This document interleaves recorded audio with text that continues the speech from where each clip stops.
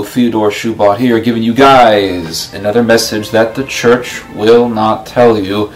Today I'm going to be talking about Muslims and Judaizers, and really how the people in America who say that they are, Jewish believers in Jesus, and they don't even call him Jesus, they call him Yeshua. These the people I'm talking about are not those who appreciate Jewish customs, but I'm talking about those who believe that if you do not call Jesus Yeshua, or if you do not call God Yahweh or Jehovah, and they sit there and they kill each other over how to pronounce the name of God.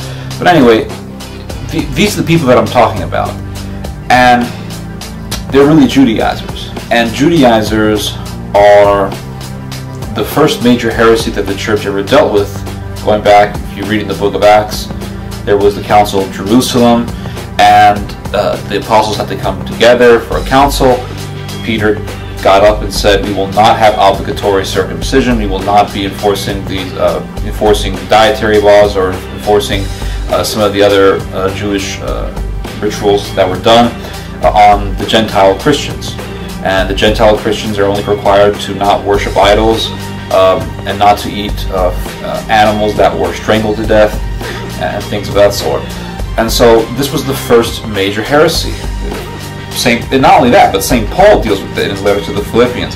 St. Paul deals with it in his letter to the Galatians. So this is a major threat to the church in the time of the apostles. So these people have always been here. And St. Paul himself says right there, "Let no man judge you over a feast day or over a Sabbath." And here are these people judging us over feast days and Sabbath and saying that you say God, you say Jesus, oh, you worship Zeus, you're a pagan. These are the people I'm talking about. And so when you contrast them with Muslims, in many occasions we find them to be very reminiscent. In many occasions we find them to be very much the same. How they both view Christianity. Islam views Christianity as a pagan religion. Muslims will directly call Christianity idolatry. And these same Judaizers will call us idolaters because we celebrate Christmas, or we say that Jesus Christ was born on December the 25th. And this is what these Judaizers do, and this is what Muslims do. So this is why I conclude that Islam is a Judaizing cult. Not only that, but Muslims believe in obligatory circumcision. They believe you cannot eat pork. They follow the Old Testament. They follow the Gospels, but they reject Paul. And when you inquire deeper into the Judaizers in America, what you find is that a lot of them hate Paul because they believe Paul was this Hellenizer of the Jewish belief system that the original believers had. And what you also find is that these people fabricate church history. They say that Christianity, Catholicism is pagan, Christmas is pagan, Easter is pagan, and we have the true belief system. Muslims do the same thing. So what I'm going to do is I'm going to show you some clips: Judaizer, Muslim, Judaizer, Muslim. In our first clip, we're going to see a man that a lot of people know, Michael Rood. Michael Rood is going to talk about, in this clip, he's going to be talking about how Easter really is pagan. And Easter is pagan. And then after that, I'm going to show a Muslim. And then after that, I'm going to show another Judaizer saying pretty much the same thing. All three of them say the same thing in regards to Easter. It's pagan. So, play the clip. The Romans have erected a temple to Aphrodite. Aphrodite is the Roman version of Easter, the goddess of fertility who is worshipped on Easter, or in Aelia Capitolina, Aphrodite Sunday. So in this next clip, after watching that, in this next clip I'm going to show you a Muslim imam saying that Easter is pagan. Now, first, to clarify something, there really is no direct historical evidence to prove that Catholicism took the celebration of Jesus' birthday in the springtime from the pagans. Let's say that the pagans did have these celebrations in spring. Okay, let's say that's true. Well, guess what? Pagans had celebrations all the time. So no matter what month I choose to celebrate some sort of Christian occurrence, anyone can come up and say, "Oh, you must have gotten that from the pagans because the pagans celebrated this holiday on this month."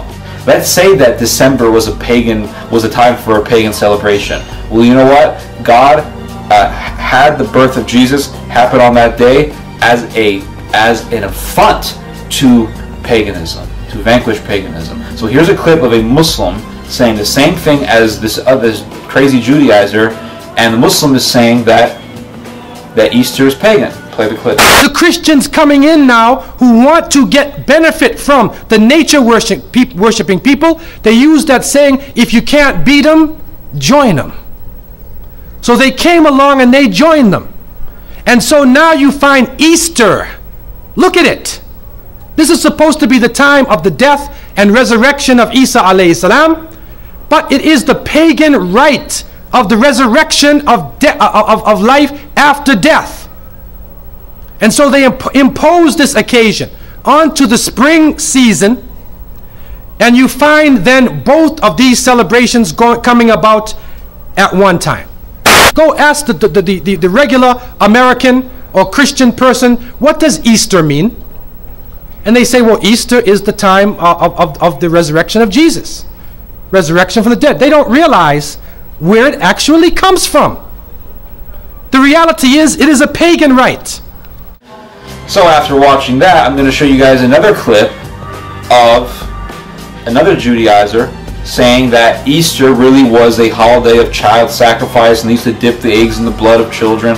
Absolutely no historical references. He shows absolutely no historical evidence for this.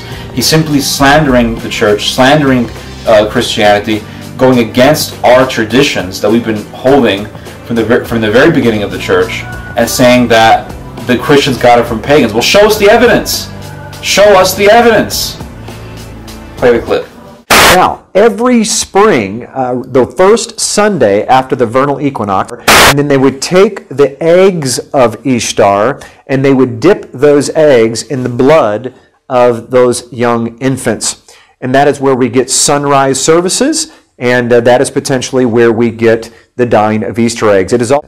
He created a fraud, and we've swallowed it hook, line, and sinker. Now, in this next clip, I'm going to show you guys a Muslim by the name of Yusha Evans. Yusha was an evangelical who became Muslim, and now he is an absolute fanatic. You can tell by his big beard, this man is a fundamentalist Muslim. And he's not just some liberal Muslim. This is a fundamentalist Muslim, one who fundamentally believes in the Hadith and in the Quran. And he is saying that December 25th originally was a pagan holiday, and that Christians took it from them and they made it the birth of Jesus, and they simply transformed it into Christmas. So Christmas really is a heathen holiday, is what he's essentially saying. And he's saying that the Christians did this to get people to convert to Christianity. Well, I'm going to play you this clip, and after that I'm going to play you another clip of the same Judaizer saying what? The same Judaizer is saying that the Catholic Church, that Christians invented Christmas, they took it from the pagans so they can get pagans to convert to Christianity. Play the clip.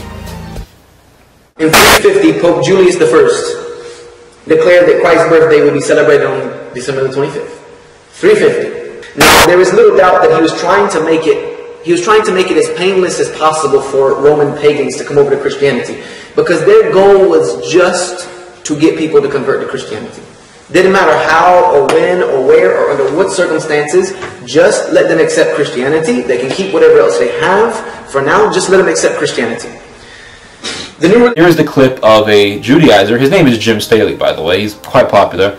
But anyways, here's Jim Staley saying that the pagans originally worshipped this god on December 25th. Therefore, the Christians took it December 25th. Boom, boom, it's pagan. Of course, he shows absolutely no historical evidence for this, and this is a common pattern that we see amongst these people, Muslims, heretics, whatever. This is a common practice that we see amongst these people, and that is they slander Christianity, they slander the orthodox traditions of Christianity with absolutely zero evidence, and they expect you to believe it. Why? Because they assume that you're stupid enough to believe them.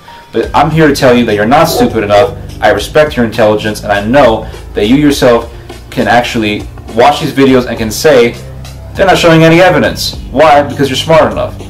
Go look at primary source accounts. Go look at church history. Read Eusebius' church history. Read these things. Read the church fathers. Read their actual books. What we find is that these people today, Muslims and Judaizers who are saying these types of things, they're slandering. And they're making groundless accusations, frivolous accusations, simply empty conjectures that they don't even take a moment to substantiate through reason and through deduction with evidence and the like. Play the clip. All of the pagans worshipped the sun god on his day, Sunday, and they worshipped him on his birthday on December 25th. So naturally, when Jesus came into the picture and Constantine supposedly got saved in the 300s, they compromised to make it easier for people to convert to Christianity by making Jesus' birthday on the same birthday as the sun gods that they were already used to celebrating, and that's where we get December 25th from. In this next session, I'm going to show you about 3 different sets of clips, and one of them is going to be really of a Muslim who is saying that December 25th, of course, was pagan, and I'm going to show you another one. I'm going to show you Michael Rood. Michael Rood is saying the same thing, December 25th, and they always make up this thing about Mithra, and they repeat it, Mithra, Mithra, Mithra, Mithra, Mithra, and the worship of the baby Jesus and Christmas, that really came from Mithra worship, Mithra, and of course, here's the pattern you have to keep your eye on, keep your attention on. No historical references whatsoever. Why? Because they have no evidence. They have conjectures, they have some old theories that were produced in the 1800s by anti-Christian polemics, and they show no substantiation at all. There is no deduction, there is no cognitive reasoning when they are making these groundless and empty conclusions, very jejune conclusions about Christian history. So here is Michael Rood and a couple other Muslims saying the same thing, and they're saying that December 25th comes from Mithra worship, and of course there's absolutely no evidence. Play the clip. In fact, if you go back to the Greeks and the Romans, they used to have gods who were born, right? For example, Heracles, the son of Zeus, the god of the Greeks, he was born on the 25th of December. He also, along with Mithra, so you mentioned one pagan god, correct. Now another pagan god, whose name is again? Heracles, the son of Zeus. Okay, so which one is it? Is it Mithra or Heracles? Then, to complicate the picture, Bacchus, the light god of the Romans, he was born on the 25th of December. Nothing changed, except he changed the name of Mithra, who was born on December 25th, changed it a little bit to Jesus, and basically what we ended up with, Babylonian sun god worship. Christmas season, or the season of the last few weeks of December, is something that traces its origins way back to pagan Rome and pagan Europe. You look up in the Encyclopedia Britannica Junior, and it will tell you the birth date of Mithra, the Roman sun god, December 25th. Mithra, which was the sun god, was born on December 25th. He was incarnate as a human being, born on December 25th, as an offspring of the sun. So Mithra, the sun god, had an offspring that was also part of himself, that was born on December the 25th, and he was the son of God. Some facts about Christmas and Jesus definitely not being born on that day, and definitely that there are links connecting it back to the pagan god Mithra, Heracles. There's one day I will guarantee you that Yeshua of Nazareth was not born December 25th. But who was? Little baby Tammuz and Mithra. There is a preserved relic of old Mithric worship. It is the picture of the infant Mithra seated in the lap of his virgin mother, which he was born of a virgin. In our next session, I'm going to be showing you guys how both these Judaizers and the Muslims, they both say the same thing about the Vatican. They say that the Vatican adopted pagan religion and the Vatican was built upon paganism. Of course, no historical evidence. In fact, when you read about the history of the Vatican and how that became the center for the Christian church, what we find is the exact opposite. Yes, there were pagan temples in the original Vatican Hill that the Romans had, the pagan Romans that is, but once Christianity came, they destroyed these temples, they made them into churches, and they completely vanquished the Vatican with what? With Christianity. It's kind of like this. The Hebrews conquer Canaan, and they destroy temples in Canaan. And on the same land where the Canaanites had temples, the Jews would conduct their Orthodox sacrifices. So I can make the same argument against the Jews, but of course, those arguments are frivolous. So what if the Canaanites had pagan sacrifices in Canaan? The Jews went in there and they cleaned house and they got rid of it. They got all that garbage out of there. They purged the land from that nonsense, from all that heathenism. And the same thing can be said for the Christians in the Vatican. They took it over, they cleansed it, and they replaced paganism with Orthodox churches. So I'm going to show you guys a clip of a Muslim saying that the Vatican was pagan, and then after that I'm going to show you guys a clip of a Judaizer saying that the Vatican really, the structure of St. Peter's Square in the Vatican really is a gigantic phallus symbol, and it's all about phallic worship and all that nonsense. Of course, no historical evidence, only empty conjectures that he picks up from the internet. Play the clip.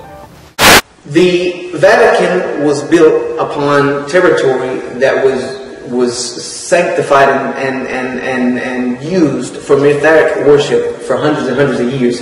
And if you look at Orthodox Christian hierarchy, it's exactly the same as Mithric hierarchy. The largest obelisk in the world, I believe, which is hidden, is what you're seeing right here. If you look carefully, what we are seeing here is we are seeing the male genitalia of Ra, the sun god, or Baal, built into the actual architecture of St. Peter's Square and the entire Vatican building there. You can see the testicles at the bottom and then the shaft of that male organ moving up. Now what's interesting is that if we turn this sideways, we're going to see that this architectural obelisk, if you will, is pointing directly due west down to the 0 degree. And my question is, why is it facing west? Is because this is the sun god. The sun. Now, to contrast this clip, I'm going to show you guys another clip of Michael Rood talking about, guess what? The beautiful Church of the Holy Sepulchre. He says it's pagan. Everything is pagan to these people. Of course, no evidence at all to back it up. But he says that the Holy Church of the Church of the Holy Sepulchre is pagan. Now, he admits the fact that Constantine got rid of the pagan church that was once on the place where the Church of the Holy Sepulchre is, and he replaced it with the Church of the Holy Sepulchre. But guess what? It's still pagan, because on that land there was a pagan temple. Excuse me, when you read the actual facts,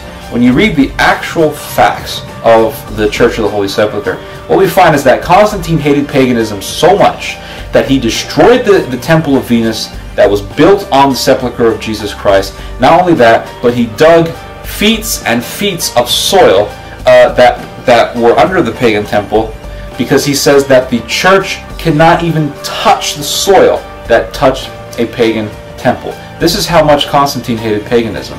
So the Church of the Holy Sepulchre has nothing to do with paganism. Go read Eusebius's Life of Constantine.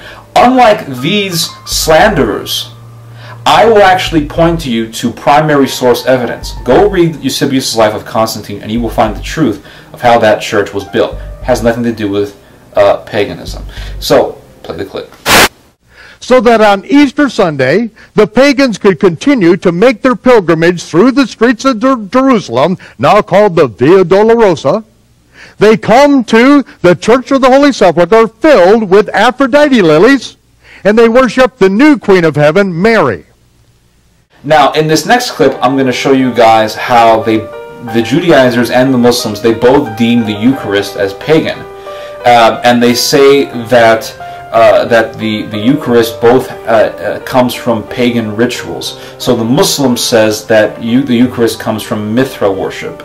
And this Judaizer, Jim Staley, he says that the Eucharist comes from the worship of the crescent moon. Of course, no evidence. That's the pattern with these guys.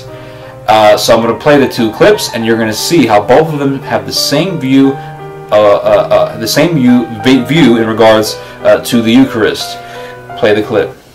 The worship of Myrthes early found its way into Rome and to the mysteries of Myrthes, which fell in the spring equinox, were famous even amongst the Roman festivals. The ceremonies observed in the initiation of these mysteries, the symbolic struggle between the gods of good and evil, were the most extraordinary, to a certain degree, even dangerous character. Baptism and the partaking of mystical liquid consisting of flour and water.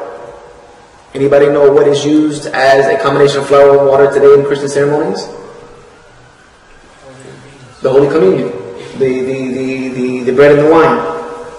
To be depicted as a disc in a crescent. Okay, you can see the half moon disc there in the center of your screen with the sun that is cradled inside of it. And that is the sun god, as well as the crescent moon that surrounds it. Now, as you see that the main symbol for the sun god was the crescent moon with the sun on the top of it, or centered and cradled inside that crescent moon, we now move to something that's a bit controversial but very true historically, is the Catholic Eucharist is actually the sun that is inside of that crescent moon. Now, after watching those two clips of a Muslim and a Judaizer saying that the Eucharist is pagan and that the Eucharist goes back to Mithra worship and Babylonian moon worship and all that, unlike these people, I will disagree, and I will show you evidence to substantiate my disagreement. I'm going to give you guys two books. I'm going to quote statements from each of these books because I believe that the Eucharist is not pagan. It actually goes back to the early church, and so I'm going to show you guys. I'm going to give you guys two pieces of primary source evidence, not just some rubbish that somebody made up. I'm not going to say, "Oh, it goes back to the early church." Okay, let's move on now because I said so. That's how these people think, and they believe that the people who are listening, they're not educated enough to do their own research, so they'll believe us anyway. That's how these people think. But I don't think that way. I want you to be educated. I want you to learn. And so I want to help you guys out. I'm going to show you one of the greatest pieces of evidence that the Catholic concept of the Eucharist, the Orthodox concept of the Eucharist, goes back to the early church. I'm going to show you guys a letter sent to the church in Smyrna, which is in today Turkey, by a man by the name of Saint Ignatius of Antioch. And Saint Ignatius was a student of Saint Peter, and he was appointed by Saint Peter to be the Bishop of Antioch. So this is a man who knew the apostles. This is a man who was very intimate with the apostles and with the earliest Christians. He comes from the first century, really, and he knew John. He was a student of Saint John himself, and what he taught in his epistles, he actually didn't make up, but he learned from the interpretations of the scriptures by the apostles. So I'm going to show you guys something where he says that the Eucharist, the Catholic concept of the Eucharist is correct. And he says, but consider those who are of a different opinion from us as to what concerns the grace of Jesus Christ, which is come unto us, how contrary they are to the design of God.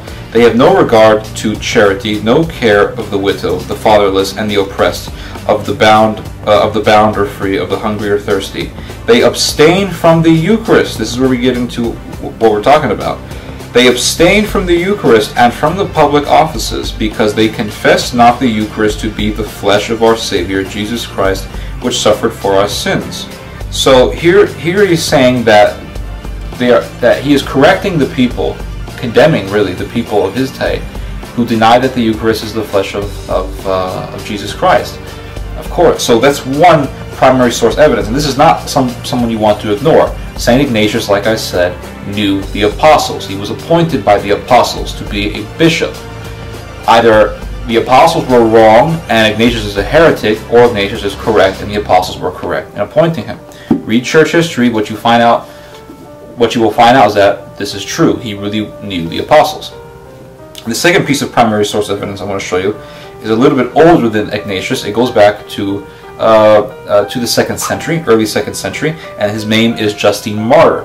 And this is before, hundreds of years before Constantine, and when he supposedly made the Catholic Church and all that stuff. And here he is, and he is outrightly denying that the concept of the Eucharist comes from paganism, and that it originates from Orthodox Christianity. And this is what Justine Martyr said. For we do not receive these things as common bread nor common drink. He's talking about this, the bread and the wine that's used in the consecration of the Eucharist. But in like manner as Jesus Christ our Savior, having been incarnate by God's Logos, took both flesh and blood for our salvation, so also we have been taught that the food Eucharized through the word of prayer, that is from Him, from which our blood and flesh are nourished by transformation, is the flesh and blood of Jesus who became incarnate. So here he is saying that the bread eucharizes and it transforms into the blood and flesh of Jesus Christ. So here he is saying that the bread eucharizes and it transforms into the blood and flesh of Jesus Christ. And he says here, he outright denies that it comes from Mithra. Moving on, in the same section, he says, which also the wicked demons have imitated in the mysteries of Mithra and handed down to be done. For that bread and a cup of water are placed with certain words said over them in the secret rites of initiation. You either know or you can learn. So he's outright denying that this comes from Mithra worship. And here he is, a church father, saying, you're wrong, Mr. Muslim, you're wrong, Mr. Judaizer. This goes back to Christianity. This is not something that is pagan. And so this is two primary source account evidence, and unlike these slanderers, I actually give you evidence. Moving on. So in this next session of clips, I'm going to be showing you two clips. One of a Judaizer, Michael Rood, saying that Constantine made this new hybrid between Christianity and paganism, and if you didn't follow this new religion, Constantine would kill you. And in the next clip, we will see a Muslim saying the same exact thing, that Constantine killed people and punished people and all that. And guess what? There's as far as I know, there is no recorded documents of people being killed by Constantine for going against or disapproving of his the current traditional Orthodox beliefs of his day. For one thing, Constantine never made any Orthodox beliefs. He simply enabled and allowed the Christians to convey their counsels and establish and interpret doctrine, but he never really made any interpretations himself. He was simply the king who enabled the interpretations to go on. Constantine never made up the Catholic Church.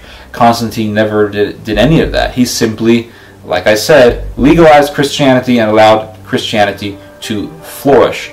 And actually, the first, as far as I know, the first person to be killed for heresy was a man by the name of Priscillian, and he was killed because he mixed Manichaeanism with Gnosticism, which is a very evil and demonic belief, and Priscillian was killed for that, but that was not under the reign of Constantine. I believe, if I'm not mistaken, that was done in the 400s, a century after Constantine. So there's no recorded event of Constantine ever killing anybody.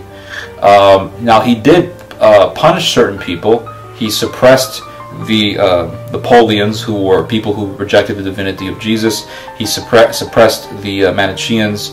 He suppressed the Valentinians, who believed that Jesus Christ was this kind of spirit child who was born from a mixture of heaven or some other deity having sex with earth. It was almost like borderline Mormonism. So the beliefs that Constantine suppressed were not Christianity. He suppressed heretics, people that no Protestant or Catholic would ever agree with. So this man, of course, he blaming Constantine for things that he never really did, and if he did punish people, he punished heretics. So here's the two clips blaming Constantine, saying if you didn't follow his religion, he would kill you. Play the clips. And if you did not follow Constantine in his new religion, then you were dead. And whosoever didn't go along with what came out of those councils, do you know what happened to them? If you were a dissenter to the councils of Nicaea, the first, second, or third one, or the other councils that took place, there were more than just the council of Nicaea. Do you know what happened to you? You were council of Nicaea. Do you know what happened to you? You were imprisoned. You were killed. Your eyes were poked out. Your tongue was cut out. Your books were burned as a heretic. All right. After enduring that, here is another two clips. One of a Muslim saying that the church, came together and intermixed paganism with Christianity. And of course you have Michael Rood saying the same exact thing. Play the clip. So Christianity and some of the church fathers and the bishops of the time began to institute some of pagan Roman practices into Christianity. But Constantine, after a long succession of emperors who were unable to quash and to quell the faith of the early believers, then began to mix in Babylonian, Persian, and Roman sun god worship in. He took on the worship of Easter, which was always part of his life, and he made... All right, in this last session of clips, we will be showing a Muslim saying that Santa Claus, or Saint Nicholas, originally came from Odin worship. And the idea of Santa Claus and Christmas, that all came from Odin worship. And we have the Judaizer, Jim Staley, saying the same exact thing. All this crazy hatred towards Santa Claus. Play the clip. The Scandinavians also worshiped this god called Odin. He was the god of intoxicating drink, ecstasy, as well as the god of death. And because of the Feast of Saturnalia dealing with all those things, he naturally became the most popular god of the Feast of Saturnalia, which was a sun god, which we can trace all the way back to Baal himself. Guess who this character became? Look at him very carefully. What does he look like? The colors are wrong, but this guy became Santa Claus. That's right. Odin is a guy with a big white beard who rides through the skies. Big white beard who rides through the skies. Now, he did that every autumn. Every autumn season, Odin was known to be riding around the skies, deciding the fate of his servants. When Saint Nicholas merged with Odin, the Roman bishops wanted the most power. Alright, that is the end of this episode of Theodore Shoebat's commentary, or whatever you want to call it. But you have endured through all of this historical fabrications, all of these empty allegations, all of this absolute absence of any sort of concept or appreciation of church history. All of these are lies, they're slanders. Christianity does not come from paganism. Easter does not come from paganism. The Eucharist does not come from paganism. And just look at these videos, and they're self-evident. The absence of evidence amongst these people, the non-use of evidence, is self-evident in the videos themselves. They don't show any evidence for their beliefs. Therefore, it is slander. There is no primary source evidence or accounts that can prove that the Catholic Church went to Babylon and they picked up a bunch of stuff, and they went to Persia and they picked up a bunch of stuff. It just makes absolutely no sense. Of course, when we have church fathers who directly contradict what these people say, saying, no, this does not go back to Mithra worship.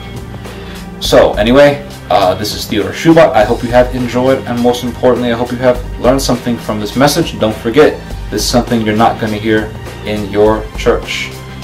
God bless and Godspeed.